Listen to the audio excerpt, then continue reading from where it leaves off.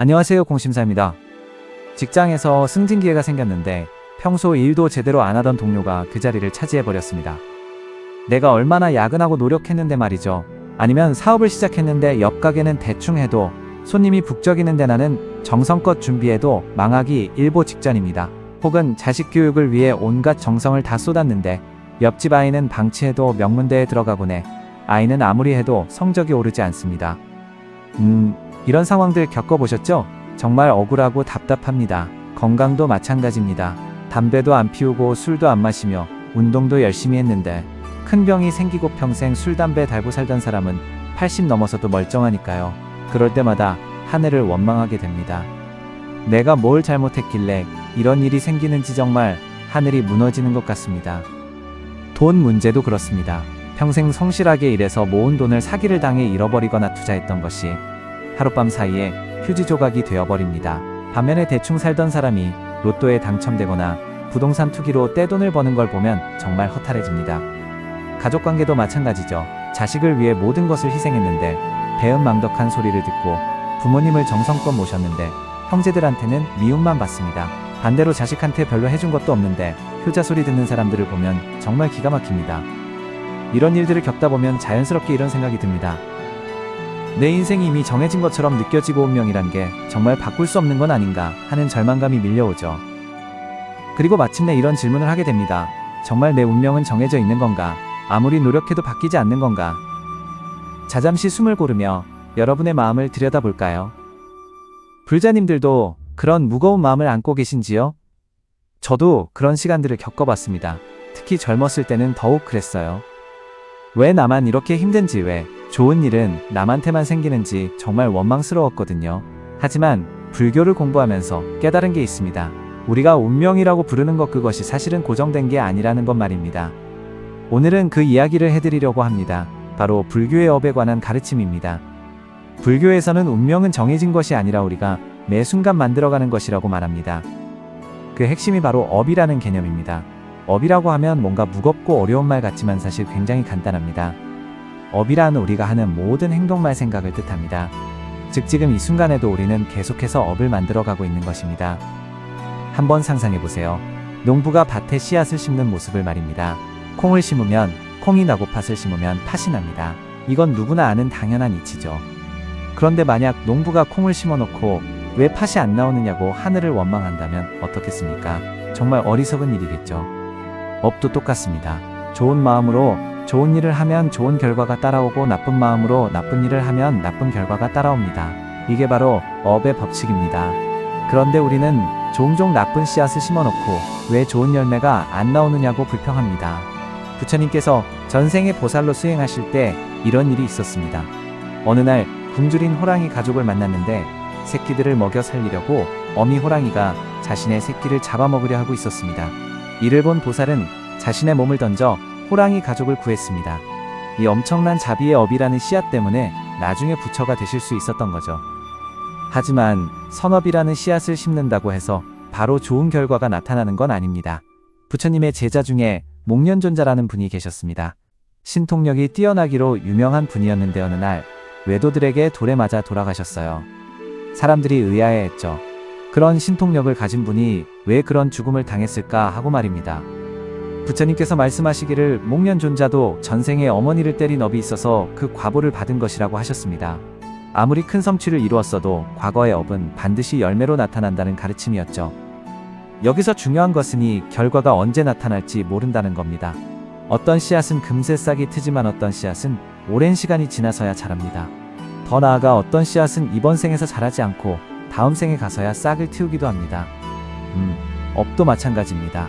어떤 것은 바로 결과가 나타나고 어떤 것은 시간이 한참 지나서 나타납니다.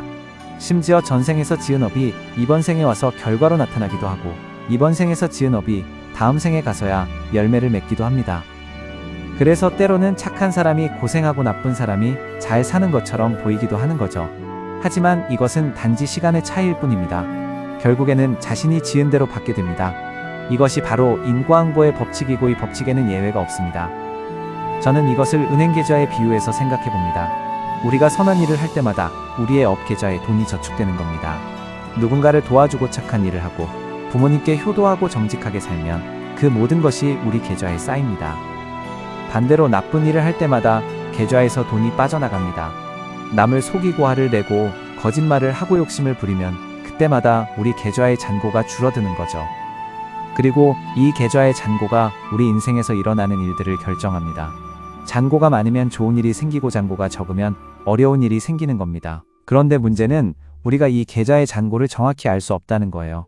전생에서 얼마나 쌓아왔는지 지금까지 얼마나 썼는지 모르니까 말입니다.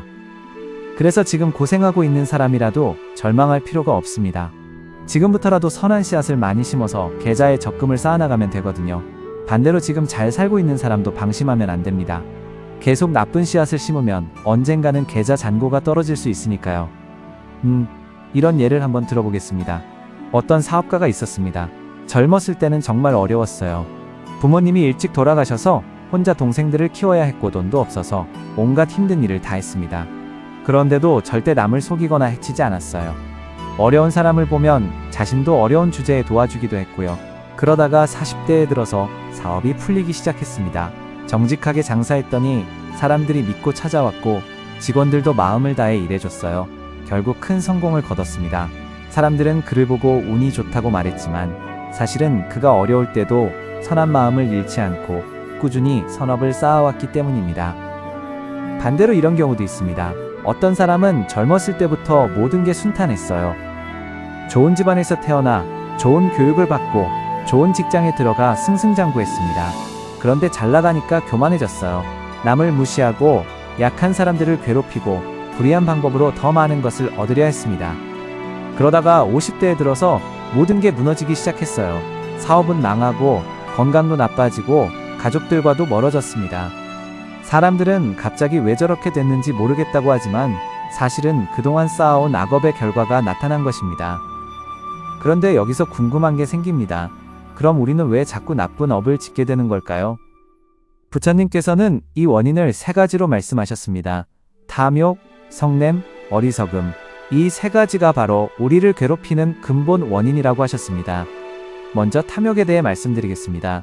탐욕은 더 많이 갖고 싶어 하는 마음입니다. 더 많은 돈, 더 높은 지위, 더 큰 집. 끝이 없어요. 부처님 당시에 한 부자가 있었는데 재물이 너무 많아서 창고가 몇 개나 되었어요. 그런데도 만족하지 못하고 계속 더 모으려고만 했습니다. 밤에 잠도 제대로 못 자고 하루 종일 돈 걱정만 했죠. 결국 그 스트레스로 병이 나서 일찍 세상을 떠났는데 그 많은 재산은 한 푼도 가져가지 못했습니다. 이런 예를 들어볼게요. 월급쟁이였을 때는 사장이 부러웠습니다. 사장이 되니까 더 큰 회사 사장이 부러워요. 큰 회사 사장이 되니까 재벌이 부러워집니다. 재벌이 되어도 만족하지 못하고 더 큰 재벌을 부러워하게 되죠. 집도 마찬가지입니다. 원룸에서 살 때는 투룸이 간절했어요. 투룸에서 살면 아파트가 갖고 싶고 아파트를 사면 더 큰 아파트가 갖고 싶어집니다. 그러다가 결국 감당할 수 없는 빚을 지게 되고 그 스트레스로 인해 가정도 불화하고 건강도 망가집니다.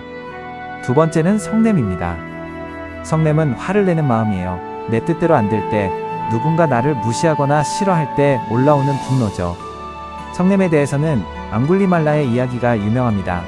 원래 이름은 아힘사였는데 스승에게 속아서 사람을 죽이기 시작했어요. 사람을 죽일 때마다 그 손가락을 목걸이로 만들어 차고 다녔는데 그래서 앙굴리말라, 즉 손가락 목걸이라는 이름이 붙었습니다. 999명을 죽이고 마지막 한 명만 더 죽이면 된다고 할 때 부처님을 만났어요. 부처님께서는 그에게 말씀하셨습니다. 멈추어라. 앙굴리말라가 나는 멈췄는데 당신은 왜 안 멈추냐고 했더니 부처님께서 나는 모든 중생을 해치지 않겠다고 이미 멈췄고 너는 아직 중생을 해치는 일을 멈추지 않았다고 하셨어요. 이 말을 듣고 앙굴리말라는 깊이 뉘우치고 부처님의 제자가 되어 결국 아라한까지 되었습니다.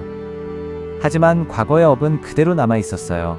사람들이 그를 보면 돌을 던지고 욕을 했습니다.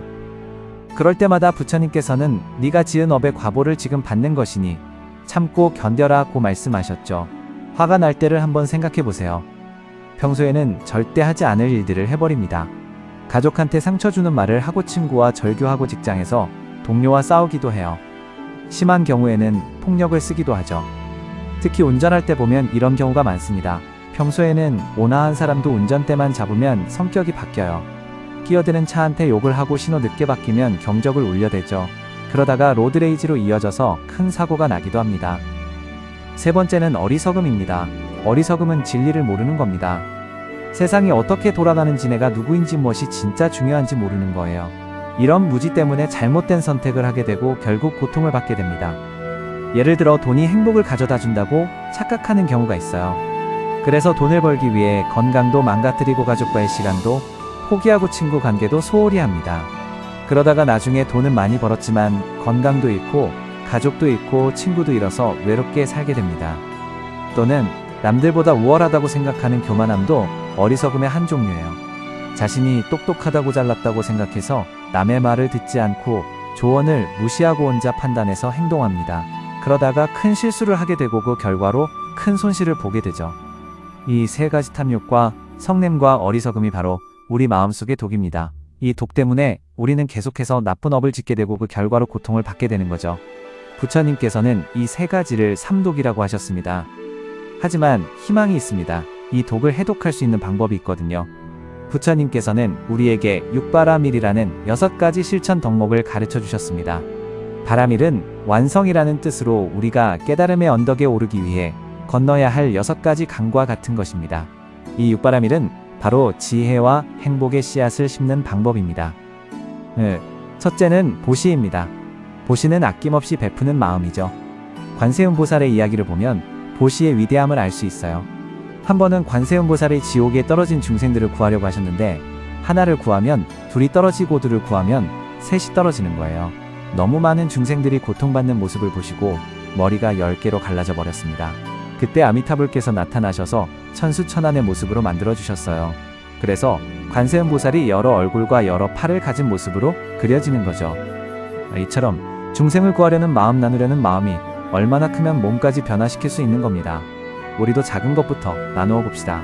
재물뿐 아니라 시간, 재능, 따뜻한 말 한마디까지 나눌 수 있습니다. 보시에는 여러 종류가 있습니다. 제시라고 해서 돈이나 물건을 나누어 주는 것도 있고 무예시라고 해서 두려움을 없애주는 것도 있어요. 누군가 어려움에 처했을 때 도와주거나 위험해서 구해주거나 마음의 위로를 주는 것들이죠. 그리고 법시라는 것도 있습니다. 법시는 올바른 가르침을 나누어 주는 거예요. 누군가 잘못된 길로 가고 있을 때 바른 길을 가르쳐 주거나 슬픔에 빠진 사람에게 희망을 주는 말을 해주는 것도 법시에 해당합니다. 특히 탐욕의 독을 해독하는 가장 좋은 방법이 바로 이 나눔입니다. 더 많이 갖고 싶어하는 마음과 정반대의 행동을 하는 거예요.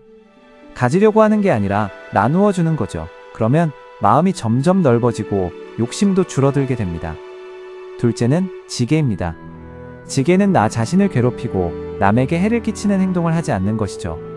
계율이라고 하면 뭔가 엄격하고 답답한 것처럼 느껴질 수도 있지만 사실은 우리를 보호해주는 안전장치 같은 겁니다. 기본적인 계율로는 5개가 있습니다. 살생하지 않기, 도둑질하지 않기, 사음하지 않기, 거짓말하지 않기, 술 마시지 않기입니다. 이런 기본적인 것들만 지켜도 우리 삶이 얼마나 평온해지는지 모릅니다. 살생하지 않는다는 것은 단순히 사람을 죽이지 않는다는 뜻이 아닙니다. 모든 생명을 소중히 여기고 해치지 않으려는 마음가짐이죠. 모기 한 마리라도 함부로 죽이지 않으려 하고 벌레가 있으면 밖으로 내보내주는 그런 자비로운 마음입니다. 도둑질하지 않는다는 것도 마찬가지예요.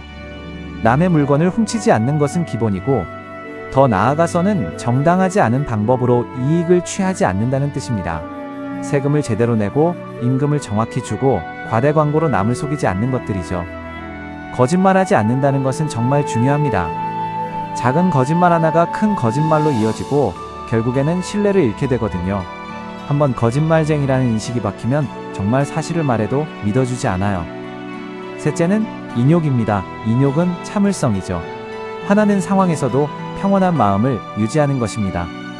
부처님께서 전생에 인욕선인이라는 수행자로 계실 때 가리왕이라는 폭군이 칼로 사지를 자르면서 괴롭혔어요.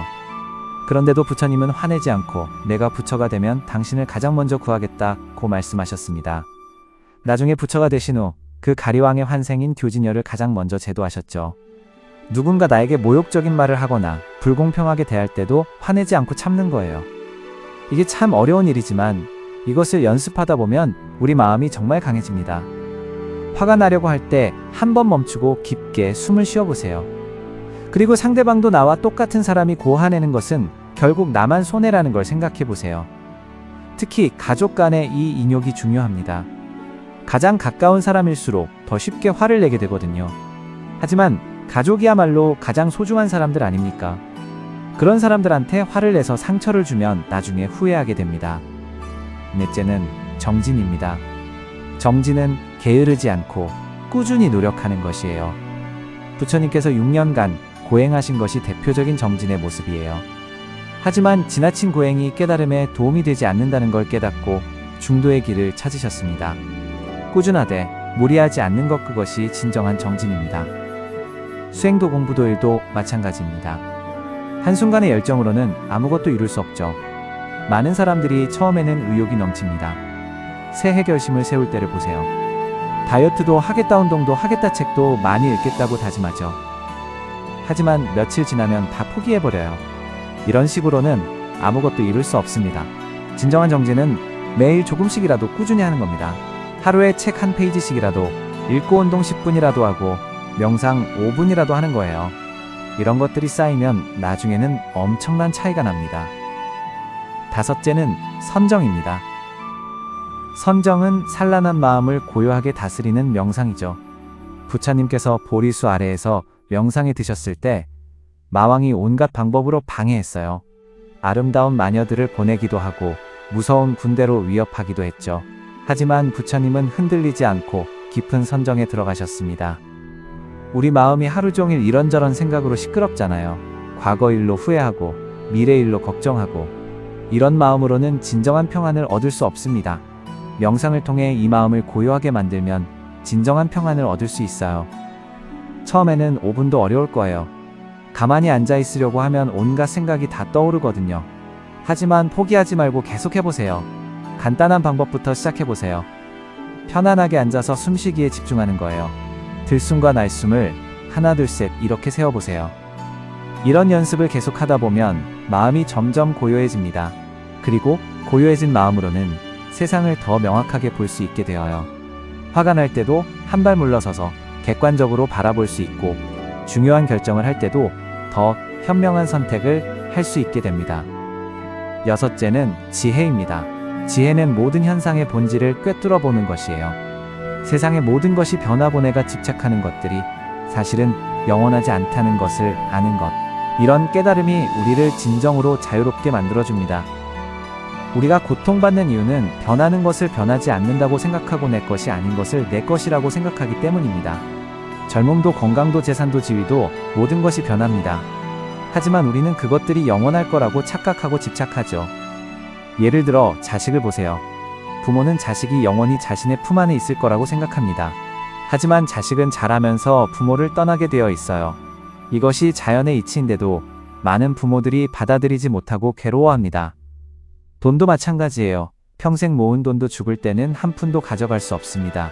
하지만 사람들은 돈이 영원할 거라고 생각하고 거기에 집착해서 괴로워하죠.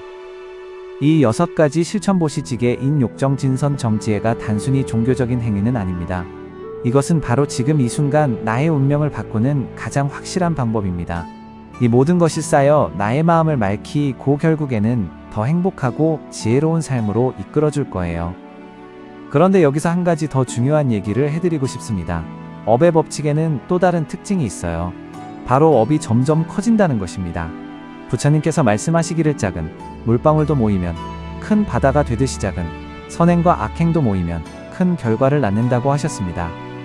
작은 선행도 시간이 지나면서 큰 복으로 돌아오고 작은 악행도 큰 재앙으로 돌아올 수 있습니다. 예를 들어볼게요.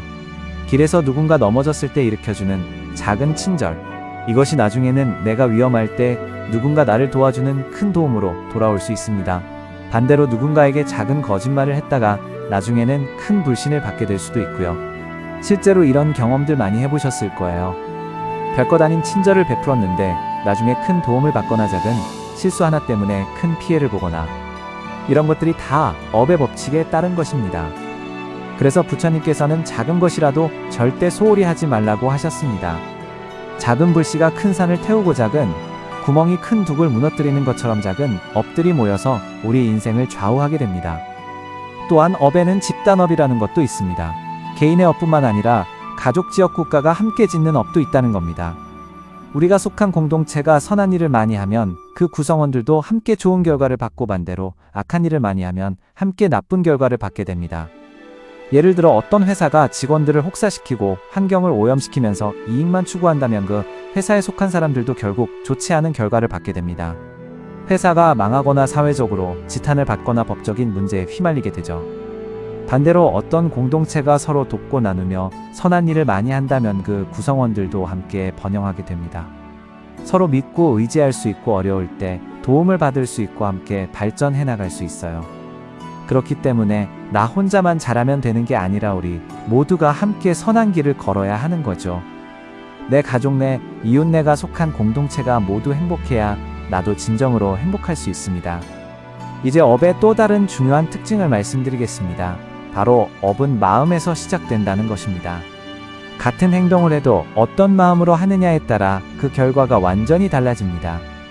부처님 당시에 두 사람이 각각 부처님께 꽃을 올렸는데 한 사람은 진심으로 공명하는 마음에서 다른 사람은 남들에게 보이려는 마음에서 올렸습니다.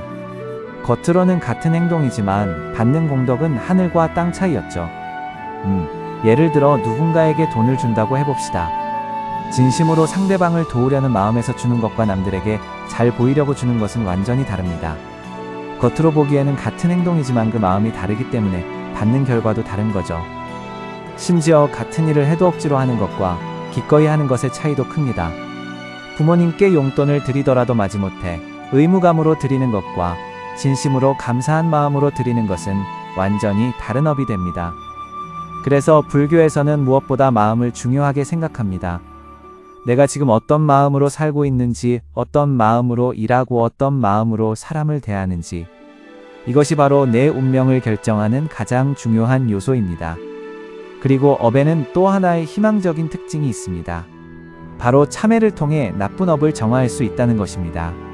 지장보살을 보세요. 지옥에 떨어진 중생들을 구하기 위해 지옥이 비지 않으면 나는 성불하지 않겠다고 서원하셨어요.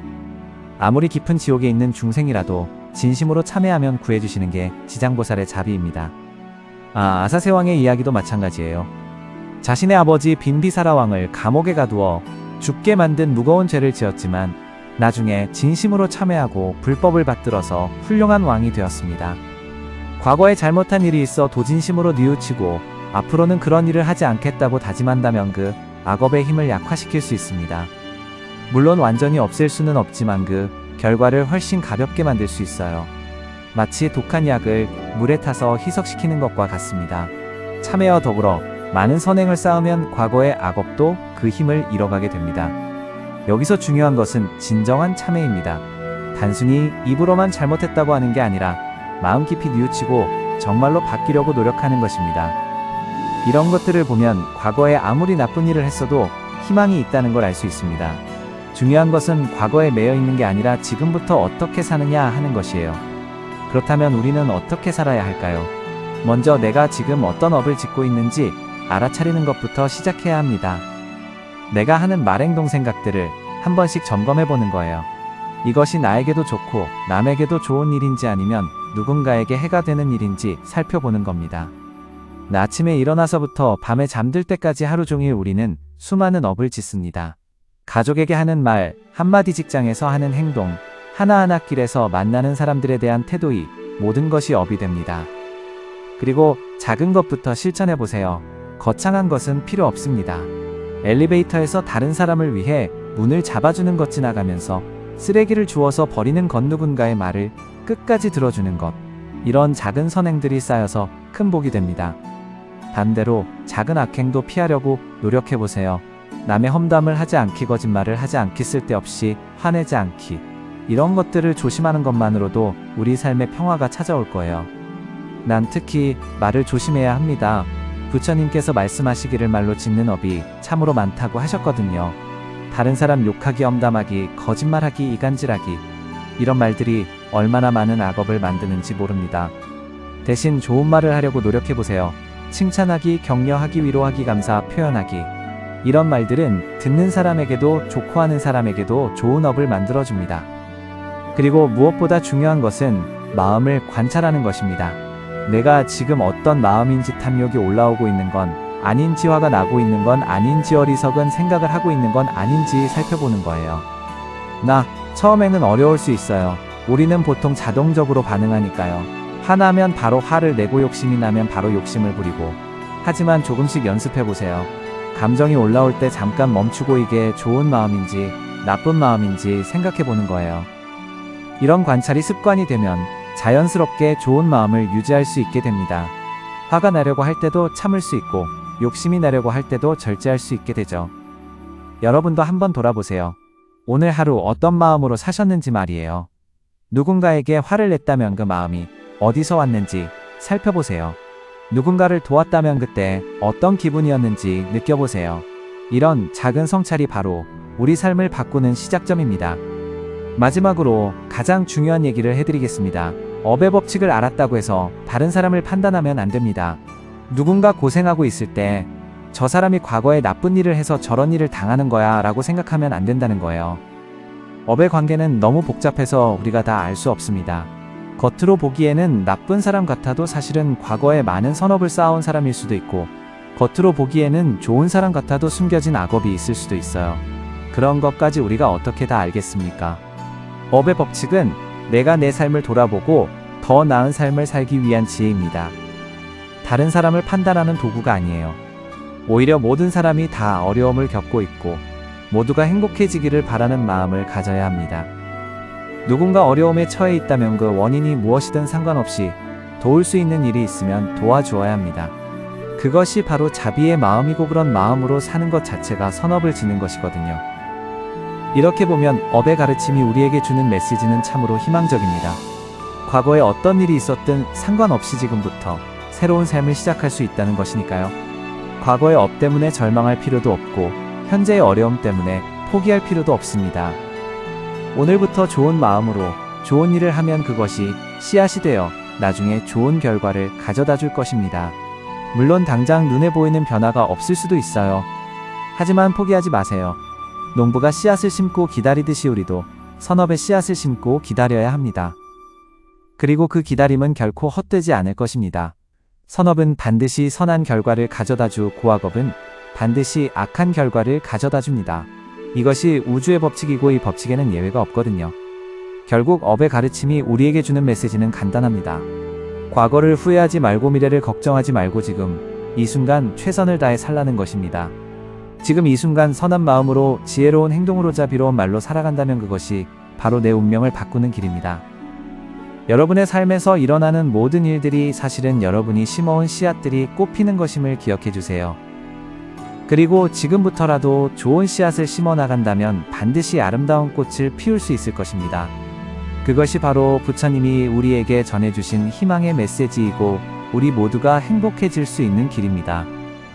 오늘 이 시간이 여러분의 마음속에 작은 등불이 되었기를 바랍니다. 다음에도 함께 깨달음의 길을 걸을 수 있도록 우리 함께 정진합시다.